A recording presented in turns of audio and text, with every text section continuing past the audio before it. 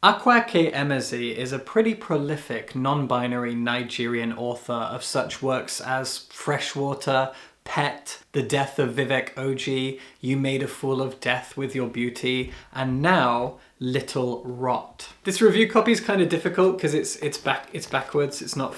Anyway, Little Rot is a deceptive novel based on its blurb and its synopsis and the way that it's been talked about. You might mistake it for what it isn't. If you've seen Little Rot around, you might assume it's a story of love and heartbreak, but absolutely, unequivocally, no, it's not about that. This is a novel about a city, and it's a novel about morality and ethics. We begin with a couple, Aima and Kalu. They've been together for about 4 years. They're both Nigerian, and they met when they were both living in Austin, Texas. And for a while now, they've been living together in the city of New Lagos, a kind of stand-in for Lagos, which admittedly is a city I've never been to. But their relationship has come to an end. Aima is done with Kalu. The reason that she gives is that he never proposed to her, that she's ready to get married. She is a born-again Christian. She wants a wedding. She wants a marriage. She wants to settle down properly and be a traditional couple, and he's not ready for that level of commitment, so she says, okay, drive me to the airport. My parents live in London and I'm gonna go see them, stay with them. So he does. The book opens with them driving to the airport. He makes a pathetic attempt to ask her to stay. It's not enough. She gets out the car and she disappears into the airport and he drives home. But she never actually gets on the plane. She calls up a friend of hers and says, can I come stay with you? I can't actually get on the flight. Kalu has no idea she hasn't got the flight. In fact, he doesn't know that for the whole of the novel. She ends up back in New Lagos, staying with a friend, and from that point on, the book is barely about her. It's more about Kalu and a friend of his.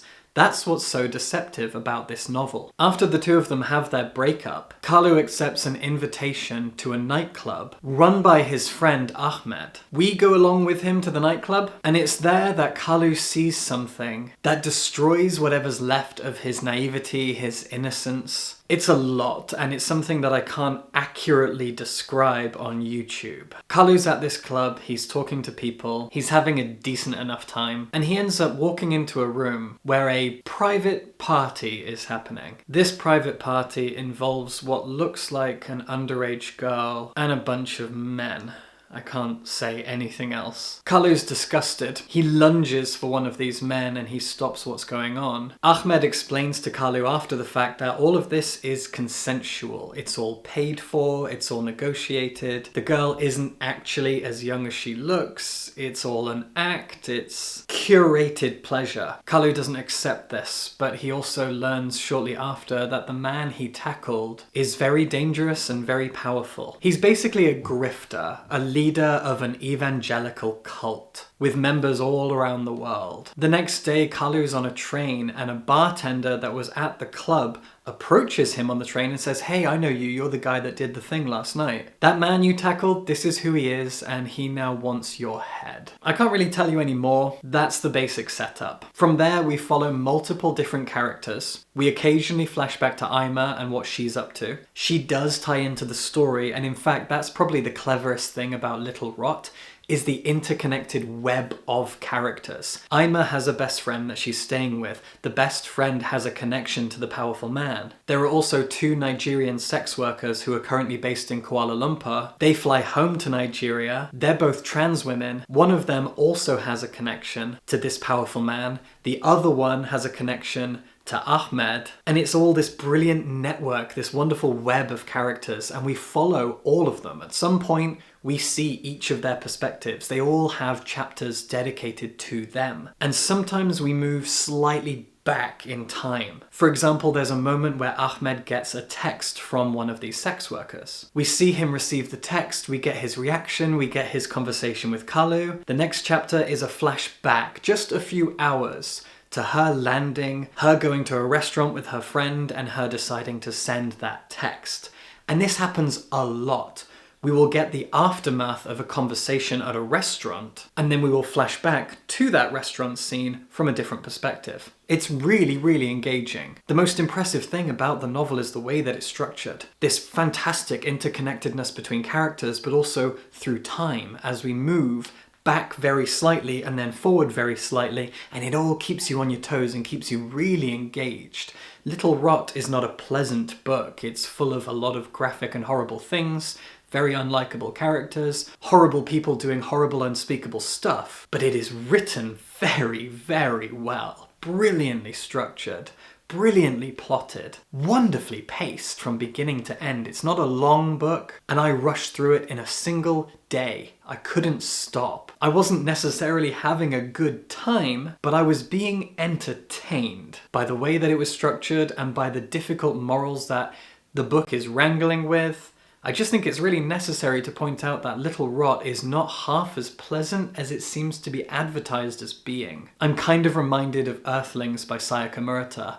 When that book came out, and with its UK cover with a little plushy toy on the front, everyone was like, oh, what a lovely time this will be, and Earthlings is a traumatizing novel, as many people found out at the time. As someone who reads really, really messed up, traumatizing things on a daily basis, and as someone who has written really grotesque, horrible, unsettling, traumatizing things, linked to my book in the description, by the way, I didn't have a problem with Little Rot, although actually I guess I still did. It is a step beyond what I'm usually comfortable with. And that's mostly because the creepy, horrible, messed up, gross, traumatizing stuff that I usually read is horror, and so there's a fantastical element to it. The stories that I wrote are horror, and so at most you're getting fantastical and metaphorical explorations of trauma and grossness and body horror and torture and torment and whatever else. Little Rot is grounded in reality.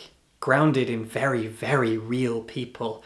Very morally grey and outright horrendous evil people. And it's also a reflection of a city, a culture, a society. The seedy underbelly, the nasty underground world, the invisible places that are all around us, where people do awful things. I can easily imagine that characters and situations and events like those in Little Rot happen all around the world. And the raw, matter-of-fact reality of that in Little Rot makes it a far more uncomfortable and difficult to digest novel than twisted, creepy, horrible, messed up horror stories like those that I often read and also happen to write. If you'd like a copy, there's a link in the description. Little Rot is unpleasant, but it is a very good book.